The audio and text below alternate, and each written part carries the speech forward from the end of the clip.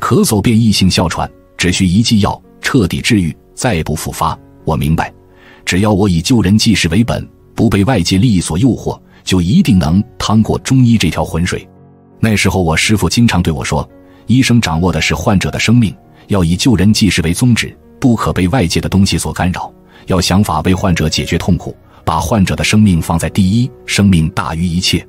入了这一行，我一直坚持着自己的原则。年轻时在医院看到过很多自己不愿意看到的事，比如百姓没钱，医院就不给治病，几剂药能解决的病，医院非要给你手术，说白了就是为了挣钱，根本把患者生命没当回事。这样的事医院每天都在发生，作为中医的我自然医院待不下去，所以只能选择离开。当然我不能说离开医院就不去治病，而是选择开诊所，选择自己悬壶济世。这么多年，在我处杂症治愈案例是我最为感到欣慰的。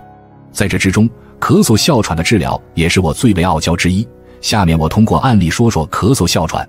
门诊患者4个月前不慎感冒，其后出现咽痒、咳嗽、遇风、遇冷加重，咳嗽呈拒咳不止，乃至咽痒即咳，干咳无痰，4个月不间断，后逐渐出现喘促，咳则兼喘。1个多月前到医院治疗，考虑哮喘性支气管炎，与激素吸入剂喷喉治疗。起初咳喘时用吸入剂喷喉后可立时缓解，但用药1周后，激素喷喉已无法缓解。近来夜间咳喘最为严重，从凌晨3点发作咽痒、拒咳、喘促，一直持续到7点左右，每天凌晨3点后即因咳喘无法入睡，已有半个多月，痛苦不堪。可见舌淡红，苔薄白腻，脉沉弦细。开药柴胡、黄芩、法半夏、党参、蝉蜕、桔梗、叶干、葶苈子、厚朴、陈皮、前胡、杏仁、炙款冬花。换7剂后，患者一路小跑进入笔者诊室，与前判若两人，连称感谢。速服药仅1剂，咳喘即停止，咽痒、咳喘等症状已1周未作，其病若失，目前只有轻微咽干、咽部刺痛，余无不适，继续以上方加减巩固后治愈。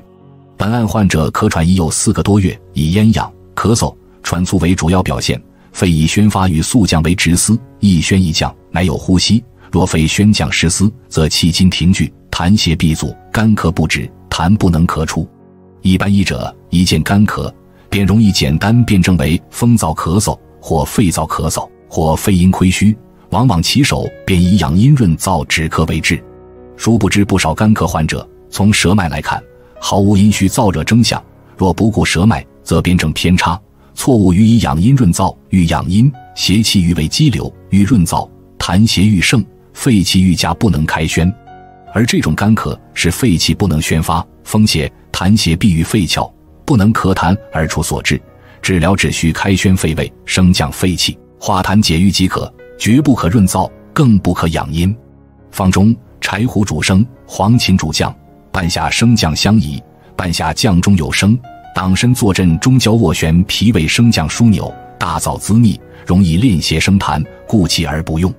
本方善升降气机，蝉蜕生气清阳，大黄、泻气浊阴，一升一降，宣降肺气，大黄苦寒泻下。而本案患者并未在上焦，故气之不用，则生略重于降，有利于开宣肺气，去除风痰邪气。另外，蝉蜕为虫药，善治咽痒咳嗽，并善于解经平喘。很多人说我活得太累了，一天天只爱研究杂症，治好就是有技术，治不好就是一场空话。但我觉得我选择的这条路是对的，我这辈子所有的热情和汗水能够换来患者的不再痛苦，我不后悔，我乐在其中。